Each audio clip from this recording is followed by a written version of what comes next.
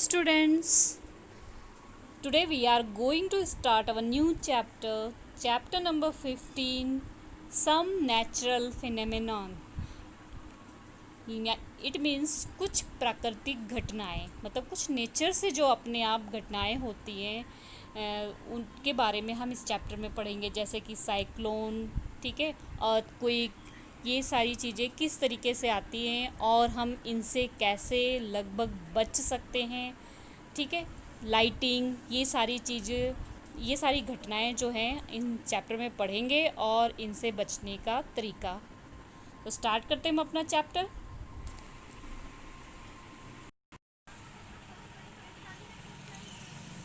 In class 7th, you read about windstorm and cyclone. You learn that cyclone can cause a lot of damage to human life and property. आपने class 7th में wind storm, cyclone, इसके बारे में तो पढ़ा ही था कि किस तरीके से ये ह्यूमंस की लाइफ और प्रॉपर्टी को क्या करती है, डैमेज कर देती हैं. You also learn that we can protect ourself from then destructive phenomenon to some extent. In the chapter we shall discuss two other destructive natural phenomenon. These are lighting and earthquake. We shall also discuss what step we can take to minimize destruction caused by these phenomena. अब हमने हमने class 7th में जो है पढ़ा था wind storm और cyclone.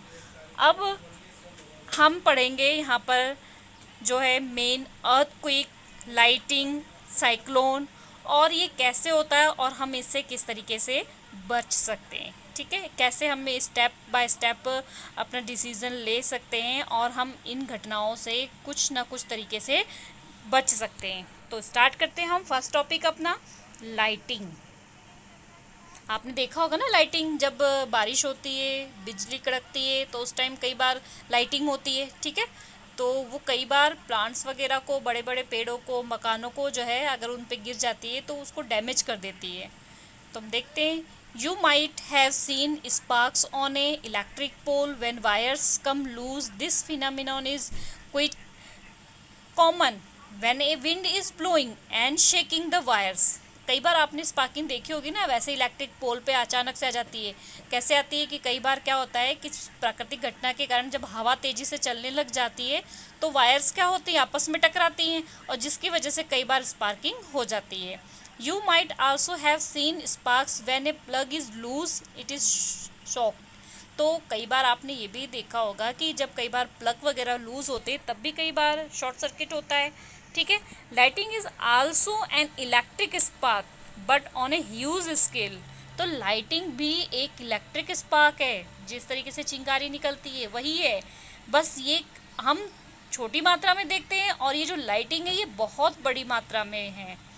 In ancient time, people did not understand the cause of these sparks. They were therefore afraid of lighting and thought that the wrath of God was visiting them. तो पहले के जो लोग थे वो ये सोचते थे कि ये स्पार्किंग जो है इसलिए हो रही है कि भगवान जो है उनको वहाँ से देख रहे हैं. Now of course we understand that lighting is caused by the accumulation of charge in the cloud. अब हम इसके बारे में जान चुके हैं कि लाइटिंग क्या है.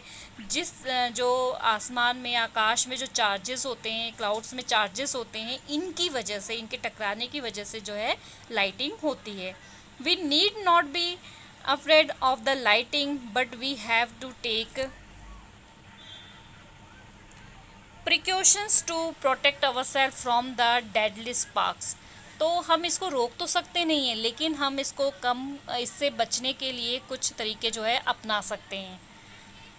नेक्स्ट देखते हैं, the sparks that the Greeks knew about. तो जो इसके लिए ग्रीक वालों ने बोला था, the ancient Greek new as the early as the 600 BC that when the umber is a kind of the resin was rubber with fur. It is attract light objects such a hair. You might have seen that when you take off woolen of polyester cloth, you hair stand on, and if you take off these cloth in the dark, you see even a spark and hear cracking sound. तो 600 BC में जो थे उन्होंने ऐसे ही कुछ रब करके फरों को आपस में देखा कि हेयर पे फर कि वहाँ पे क्या हो रही थी, लाइटिंग हो रही थी। तो कई बार आपने देखा है कि आपके पॉलिस्टर या वूलन के क्लॉथ्स होते हैं, उनमें भी कई बार आप अंधेरे में देखना वो आपस में टकराते हैं तो उसमें भी लाइटिंग होती है। ठीक है, इस तरीके से अगर उनको आप रब करके आपस में और अपने बालों के पास लेके जाओगे तो आपके बाल भी जो है स्टैंड होने शुरू हो जाएंगे, थोड़े थोड़े से खड़े होने लग जाएंगे। ठीक है, तो इस तरीके से इनमें जब स्पार्किंग होती है तो उसमें क्रैक की साउंड भी आती है। जब इन कपड़ों में स्पार्किंग होगी तो क्रैक क्रैक की साउंड भी आती है, आपने कभी सुना होगा। In 1752, Benjamin Franklin, an American scientist, showed that the lighting and the spark from your cloth are the essentially the same phenomena. तो 1752 में एक साइंटिस्ट थे अमेरिका के, बेंजामिन फ्रैंकलिन, इन्होंने बताया कि जो लाइटिंग है, जिस तरीके से आपके कपड़ों में स्पार्किंग हो रही है, सेम फिनोमिना, सेम घटना है। However this realization took 200 year, 2000 year, मतलब इसको महसूस करने में, पता लगाने में कम से कम 2000 साल लग गए।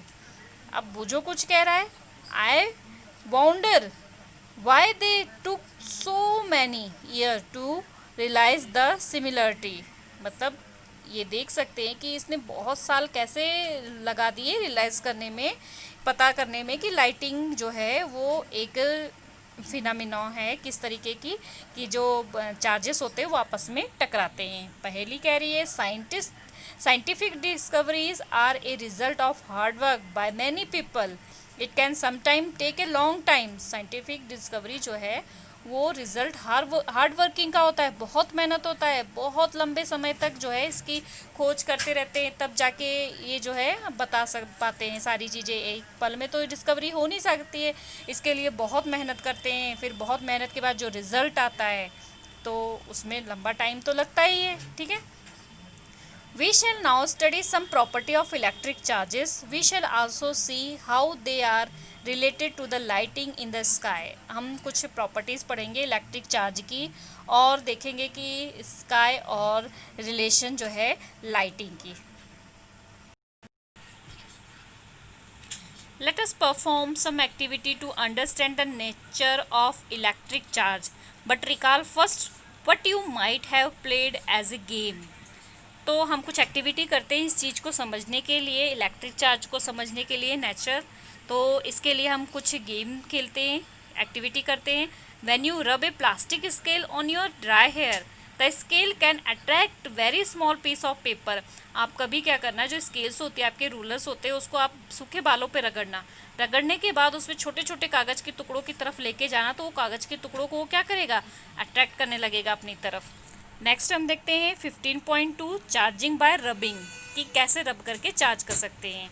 Activity 15.1 take use ball pen refill and rub it vigorously with a piece of the polythene. आपने एक बॉल पेन की रिफिल लेनी है और उसको पॉलीथीन के साथ क्या करनी है, लगातार रगड़नी है। Bring it close to a small piece of paper, take care not to touch the rubbed end of the refill with your hand or with the metallic object. Repeat the activity with a small piece of dry leaf, husk, mustard seed. Recall your observation. तो ये चीज़ जो है आपने रब करके ऐसे activity बहुत सारी चीज़ों के साथ आपने करनी है, जैसे कि ड्राई लीव्स है, हस्क है, मस्टर्ड है, सीड्स है, मस्टर्ड सीड्स है। तो आपको देखना है कि आखिर हुआ क्या, क्या परिणाम आया इसका। तो when a plastic refill is rubbed with polythene it acquire a small electric charge. तो उसके अंदर इलेक्ट्रिक चार्ज आ जाते हैं जब उसको हम रब करते हैं। Similarly when a plastic comb is rubbed with dry hair, comb को भी इसी तरीके से जब हम अपने बालों पे रब करते हैं, it acquired A small charge, तो उसके अंदर भी एक छोटे से चार्ज, कुछ मात्रा में चार्जेस आ जाते हैं।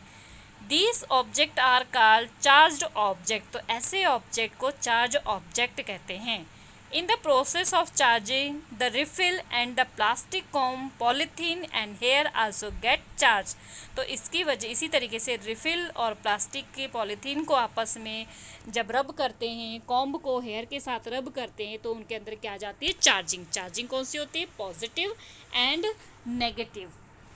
ठीक है, उसके बारे में हम धीरे धीरे आगे पढ़ेंगे, आपको पता लगेगा क्या होते हैं charges. Let's try to charge some other object that are familiar to you.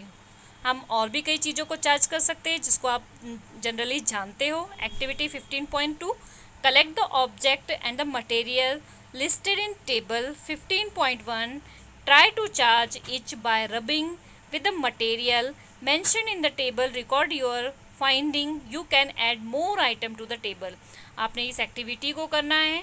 यहाँ पर आपको एक टेबल दी हुई है, टेबल में कुछ ऑब्जेक्ट्स दिए हुए हैं, उनको दूसरे ऑब्जेक्ट के साथ रब करना है और फिर आपको बताना है कि इसमें क्या जो है चार्जेस हुए या नहीं हुए। जैसे कि पहले रिफिल ले लिया, उसको पॉलीथीन के साथ और वूलन क्लॉथ के साथ रब किया, फिर देखना है आपने इस टेबल में फिल करना है अट्रैक्ट हो रहा है या फिर नहीं अट्रैक्ट हो रहा है पीस ऑफ पेपर के साथ। तो यहाँ पे लिखना है अगर अट्रैक्ट हो रहा है तो उसका मतलब उसके अंदर चार्जेस है, नहीं हो रहा है तो नॉट चार्ज। ठीक है, इसी तरीके से बैलून को जो है पॉलीथीन, वूलन क्लॉथ और ड्राई हेयर के साथ करना है।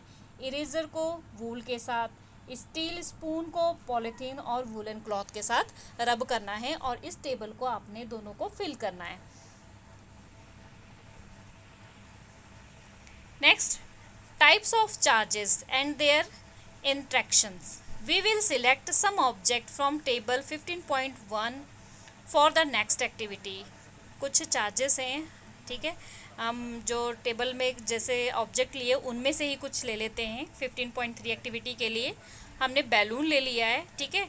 Inflated two balloon, hang them in such a way that they do not touch each other, और वो हम देखेंगे कि वो एक दूसरे को टच नहीं कर रहे हैं। रब both the balloon with the woollen cloth and the release them, अब दोनों को वूलन क्लॉथ के साथ रब किया। व्हाट डू यू ऑब्जर्व, फिर आप क्या ऑब्जर्व करोगे। Now let us repeat the activity with the use of pen refill. यही एक्टिविटी दोबारा पेन की रिफिल के साथ करना है। उसको पहले रब करना है पॉलीथीन के साथ और फिर उसको ग्लास टम्बलर में या फिर ग्लास जो है टम्बलर ग्लास का होता है उसके साथ रब करना है और फिर उसको देखना है कि क्या वो दूसरे रिफिल्स को अट्रैक्ट कर रहा है या फिर नहीं कर रहा है। ठीक है, उसके बाद refill also with polythene, bring it the close to the charge refill, be carefully not to touch charge end of the your hand. ये याद रखना चाहिए जिस साइड से आप चार्ज कर रहे हो वो अपने हाथों को आप मत छुओ। अगर आपने हाथों से उस साइड को छू लिया जिस साइड से आप चार्ज कर रहे हो तो चार्जेस आपके अंदर आ जाएंगे। ठीक है, is there are effect of their refill in the tumbler, do the two attract each other or repel each other? In this activity have about close together the charge object that were made of the same material. What happen if two charge object made of the different material are brought close to each other? Let's find out.